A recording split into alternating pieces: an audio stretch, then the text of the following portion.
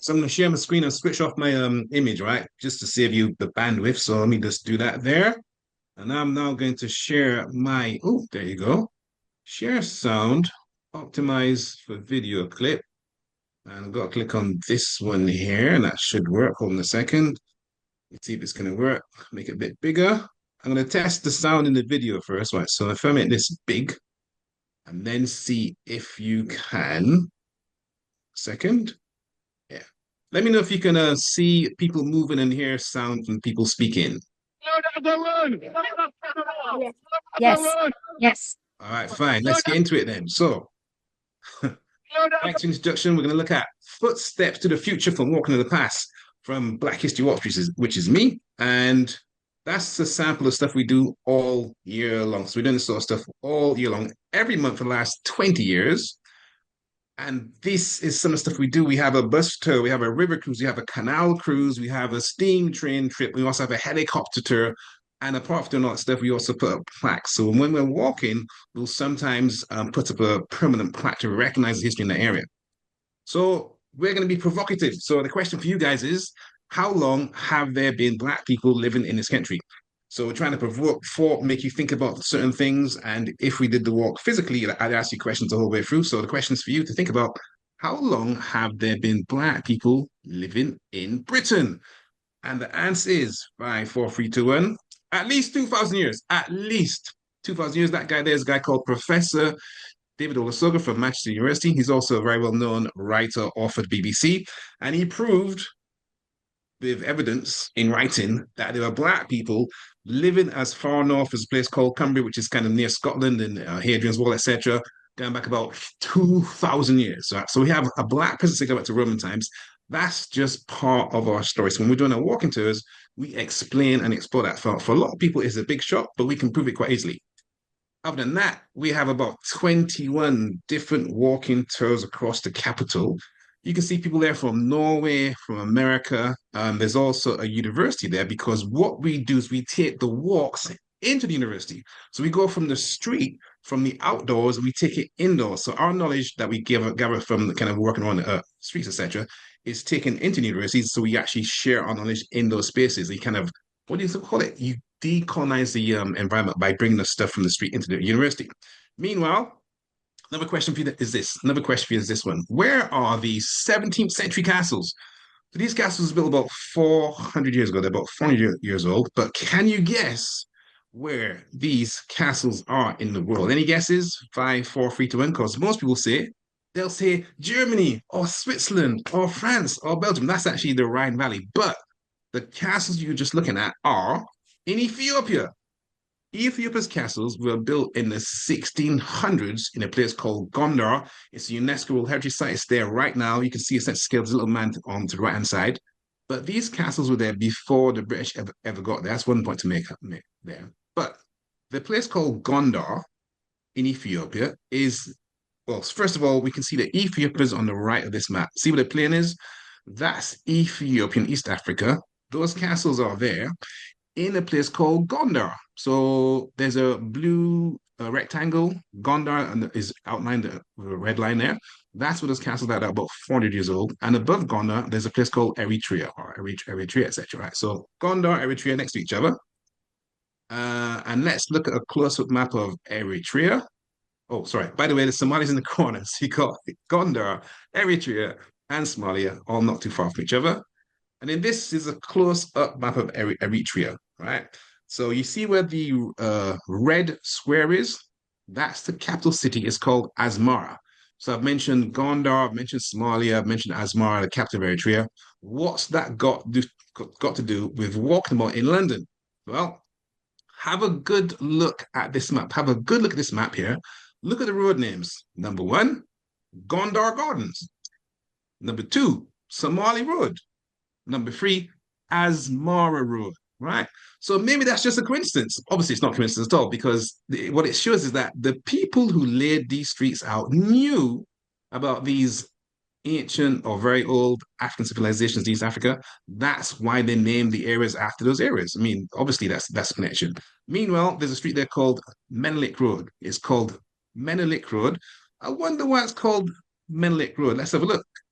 we go to Britannica Encyclopedia, what does it say here? It says, one of Ethiopia's greatest rulers, he expanded the empire almost to its present-day borders, repelled an Italian invasion in the Battle of Adwa in 896, and carried out a wide-ranging program of modernization. So Menelik II was a real person, or emperor, basically, of Ethiopia, and the British knew about this and named a street after him, which is in London right now. So this international history is literally in the streets of London. You can link it, it's very obvious. And you can do this sort of thing wherever you are, wherever you're in a colonized country or colonizing country, you can find this kind of history literally in the streets. So let's look at another aspect of this history, which is often in your face or under your feet, but not always recognized. So this is a very well-known, iconic London landmark. You might recognize it. It's called St. Paul's Cathedral. But where is the Black history? In fact, there's a lot of it there. I could do a whole hour just on the cathedral, but I'll give you a little clue. We're looking at the front two towers. So the front two towers of this place called St. Paul's Cathedral are full of Black history. I'll show you why. So here's a close-up. So the right-hand picture with the red circle there, you can see these two towers circled. And the question for you now is, what is being circled? So what's in the red line? So there's a close-up shot in the center picture there. What does that object at the front of St. Paul's look like? Have a good look at it. I'll give you 5 seconds or so. It's a fruit. I'll give you a clue. It's a fruit, a very sweet fruit that's very popular, and they often stick it on top of pizzas. What could it be? It's a pineapple. It is a pineapple. So on the front of St. Paul's Cathedral, you have two big old pineapples. And you know what? If I go back a bit, the original plan was to, you see that massive dome there, the huge dome? The original plan was to have a massive pineapple where that dome was. So what's this all about? And I suppose I should ask the question, do we have a whole bunch of pineapple plantations in England? I don't think so. So let's find out about the pineapple link to fashion. So look, here we go.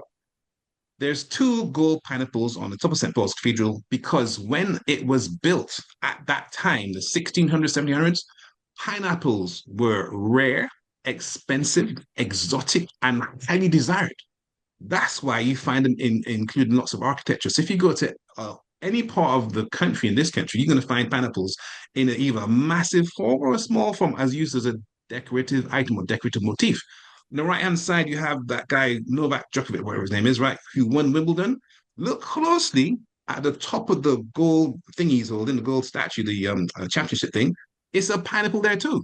So if you look at the top of the pineapple, top of the gold trophy, it's a pineapple. So you find these pineapples popping up all over the British society, but there's no pineapples here. Where are we getting pineapples from? We're getting from Barbados and other places. So look, here's a CNN article.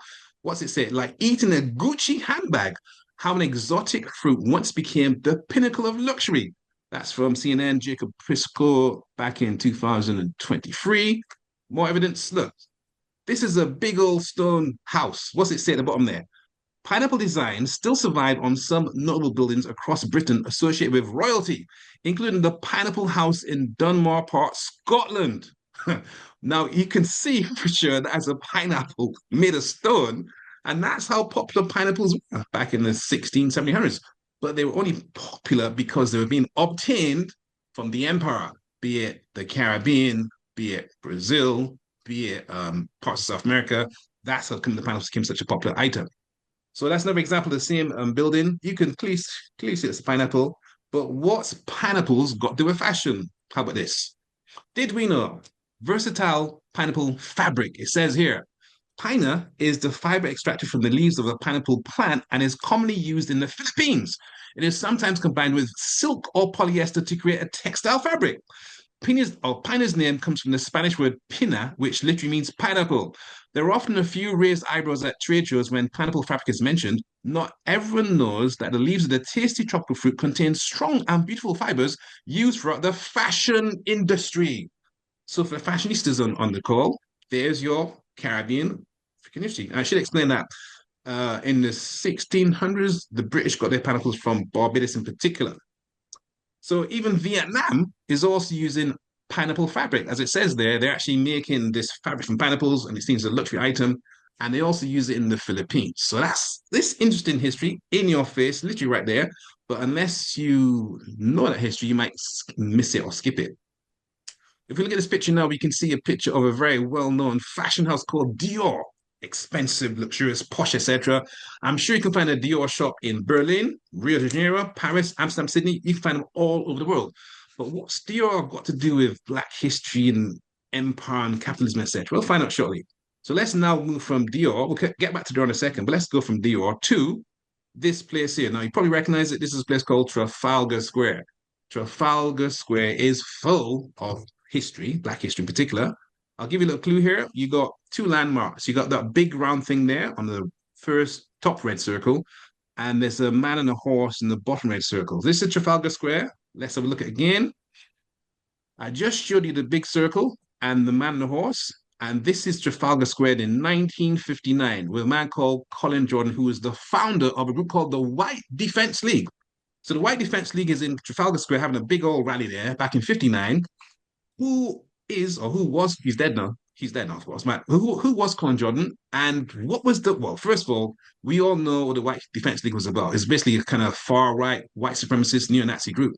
So Colin Jordan was in Trafalgar Square saying he wants to deport Black people from this country in the 50s. That's him there. It's the same picture. On the bottom left now, the White Defense League was headquartered in a place called Notting Hill, which is in West London. So Notting Hill is known for this. Now, it's not Brazil. The picture here is not Brazil. It is actually Notting Hill Carnival, which takes place in Notting Hill every year in August or so, right? And this is another picture of Notting Hill Carnival, but it's actually a Brazilian band. They're called Batalas, and they actually play Brazilian music. And that history is right in the street. So what's this got to do with Dior, etc.? So let me show you. Here's a picture of Colin Jordan. So this guy here, who was in Trafalgar Square, the White Defense League, he's getting married to somebody. Now, Colin Jordan, the white supremacist, when he got married, he chose to take a picture with his fiancée, with the guy in the red circle, who you all recognize as Adolf Hitler. So here's a question now. Who is Mr. Colin Jordan, who is so adored of Adolf Hitler that he chose to take a picture with his new bride in front of a picture of Adolf Hitler? Who is his wife? His wife is called Françoise Dior. Let's find out about her. What's it say here? Marie-Françoise Suzanne Dior, better known as François Dior, was a French socialite and a neo-Nazi underground financier. She was a close friend of Savitri Devi and the niece of French fashion designer Christian Dior and resistance fighter Catherine Dior, who publicly distanced herself from her niece after she married British neo-Nazi activist Colin Jordan in 1963. So early this morning, I think it was Tanvir mentioned Bond Street. If you go to Bond Street, that's where the Dior store is. We have a walk there, and when we go down there, we talk about this history of Dior, which is not that well known at all.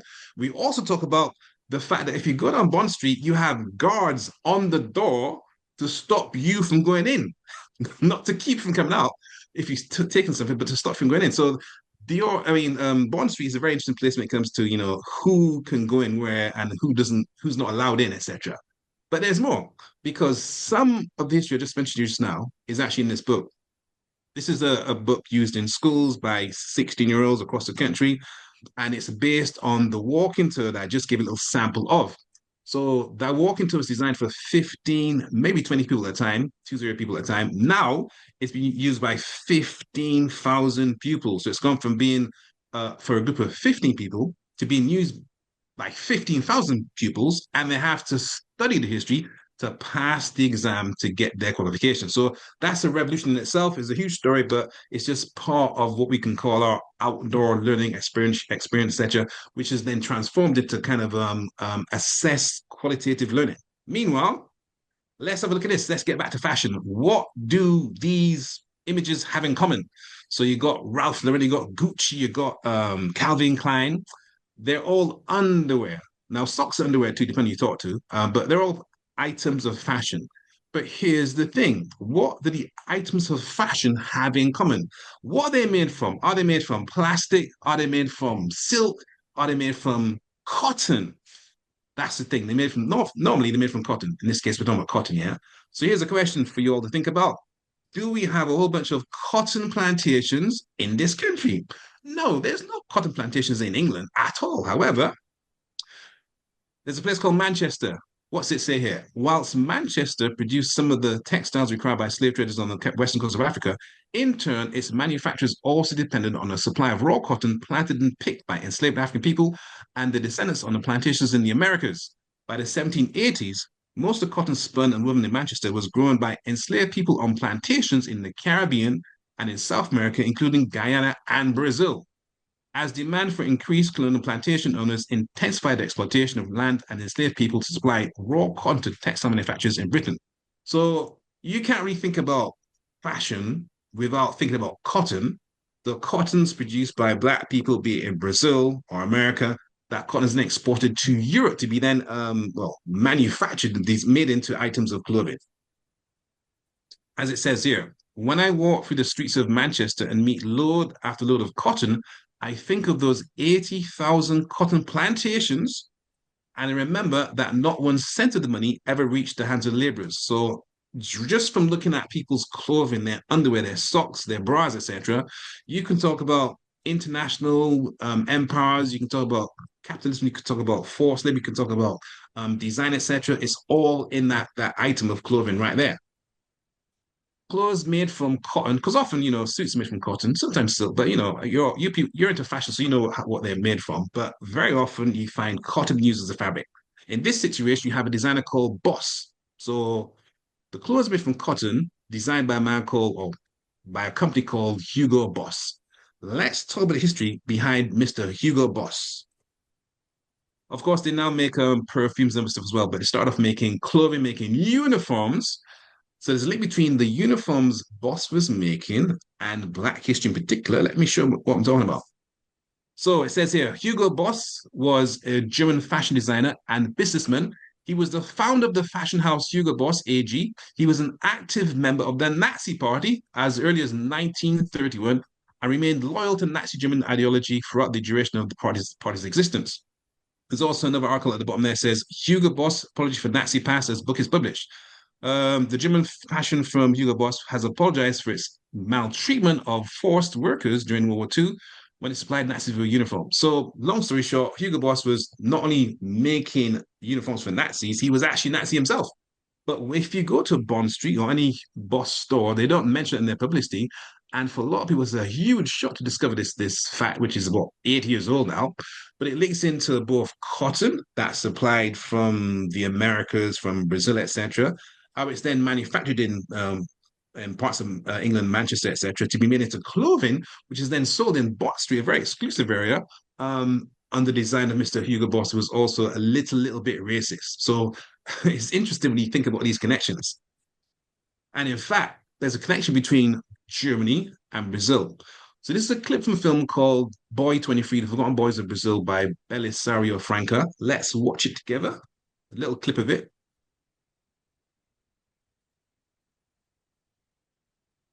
Nem consegue se enganar tantos por tanto tempo. Recebi da respeitável irmã superiora da Casa de Expostos o menor, Aloísio da Silva. Eles vieram aqui no orfanato. Eles estavam procurando os meninos mais fortes, né? O que era bom para o Estado, o que era bom para o orfanato Romão de Matos Duarte, por que não haveria de ser bom também para os meninos? Todo mundo era numerado. Era numerado. Era por escala, né? Sem tamanho. Ele quis preto só. Ser branco ele não quis. Depois da lavoura, vinha aquela cocheira de novo. Acabamos os cavalos, mergulhado nos carneiros lá na grama. Vocês eram remuneradas? Não. Era só a comida e mais nada. E assim é a vida. Esse período é o mais racista da nossa história. Acabou escravo, mas aí como que nós vamos inferiorizar o trabalhador? As teorias da superioridade racial branca floresciam. Precisava higienizar o povo brasileiro. A sociedade era essa que aceitava tais ideologias e tais práticas como sendo não só comuns, como louváveis. All right. So, long story short, the World War II is over. A lot of the Germans, I say a lot, some of the Germans go to live in Paraguay, Argentina, but also in Brazil. And they had a little kind of city there, or sorry, town rather, where they kind of carried on what they were doing in Germany, but they carried it on in Brazil. But it's not that well known.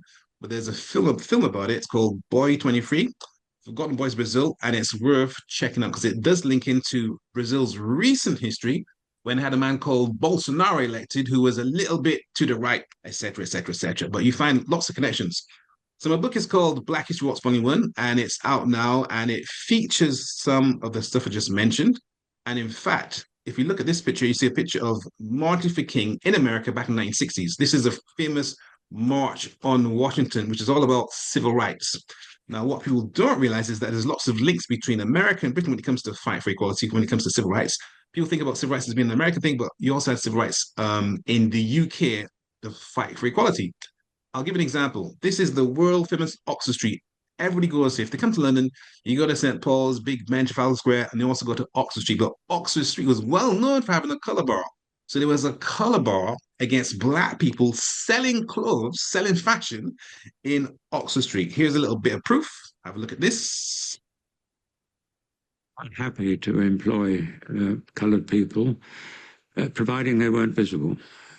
In other words, if they worked in the kitchens, that was all right.